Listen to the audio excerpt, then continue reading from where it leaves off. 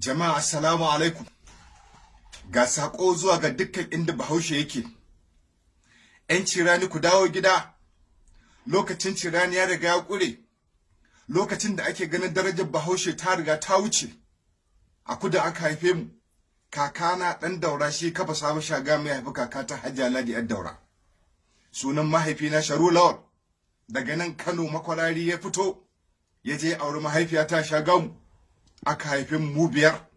Sannan kuma ‘yan ɗakin mu kenan, wasu kuma ‘ya'yan har su 18. Jama'a duk jin daɗin da yake a kudu mun ji. Alhaji Garba ɗan Shagamu wan mahaifiyata ne. Na yi aiki a fadar shugaban ƙasa Babangida. Na zo na sakataren gwamnati Aliyu Jama'a. Na aiki da chairman Federal Civil Service Commission Alhaji Sha'ibu Kazaure. Muna Federal Secretariat hawa na 11 da 12. Jama'a na hau jirgin sama ya fi so 1000. Martabar da ake gani ta Bahaushe babu. Ku dawo gida ‘yan cirani. Bahaushe duk inda kake ka dawo gida. ‘Yan Saudiya ma suna dawowa gida. ‘Yan Isra'ila ma suna dawowa gida.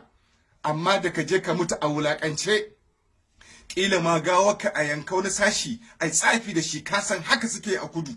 Haka kuma ake a Shagamu, haka ake a Ibadan. Duk gawawakin da ake kashewa na Hausawa, tsafi za a yi da su ƙarshe. Dan Muhammadu Rasulullahi Muhammada ku dawo gida. Ka zo ka mutu a gida, a ci abinci, a yi masaraka, a yi maka sutura, a dinga murna da mutuwarka da gawarka, ya fi maka amfani da ka mutu a wulakance ba wanda ya san ma ka mutu.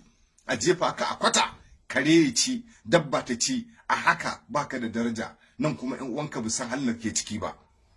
Ba wani abu da zaka samu yanzu a kudu ya ƙare. Barawo da in ana fashi. Lokacin da nake aiki a Freedom Radio, ni ne wakilin Freedom Radio bangaren marketing a Lagos. Ina Anifoshe Estate, number 10 Onyelola Street, Anifoshe Estate. Na dawo OPC ne suke gadin wurin. Na bude kofa na kwankwasa su bude mun, suka ce ba za su bude ba, na wuce lokaci. 12 ake kullewa, karfe 1 dare dawo. Na dura ashar, na zage su. Suka ce sorry na mala. Aka bude mun kofa, aka raka ni har gidana, na hau gidan sama da kwanta, na musu alheri. Yanzu ba za a ma ba.